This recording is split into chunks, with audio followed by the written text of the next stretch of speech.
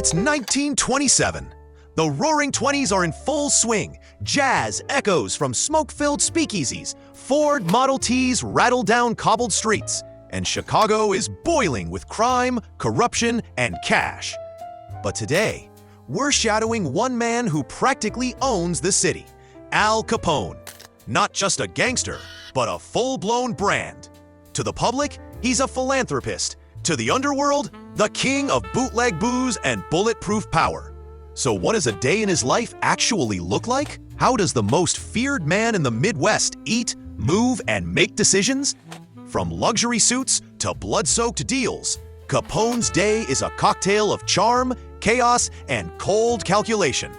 Buckle up as we jump back in time and walk the streets of 1920 Chicago, Capone style. Capone starts his day not in a hideout, but at the Lexington Hotel, his headquarters and fortress. Breakfast, eggs, toast, black coffee, and a briefing from his lieutenants. His empire spans bootlegging routes, brothels, gambling dens, and crooked politicians, all paid handsomely. Midday, he's dressed to kill. Tailored suits, pinky ring, silk tie. He's a symbol of organized luxury. Around noon, he cruises Chicago in his custom bulletproof Cadillac, checking in on clubs and operations. Deals are sealed with a nod or a glare. Cross him and you vanish, just like that. Evening hits, and he's at a speakeasy, laughing, drinking, tipping big.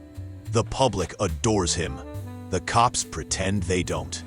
But behind every toast lies a turf war. Capone doesn't just rule Chicago, he owns its rhythm. Capone's daily life is a contradiction. Polished smiles over bloodied sidewalks. His legend rose not just from crime, but from branding violence with charisma. He threw public charity events while running a citywide mafia empire. He bribed officials, bent laws, and made murder look like business.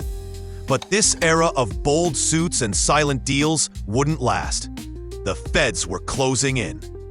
By 1931, Capone's empire would crumble under tax charges, not bullets. Yet even behind bars, his myth lived on. Today, his name is a symbol of the Jazz Age's dark underbelly. A time when the American dream wore a fedora and carried a Tommy gun. So if you strolled through Chicago back then, remember, every shadow had a price, and every corner, Capone's signature.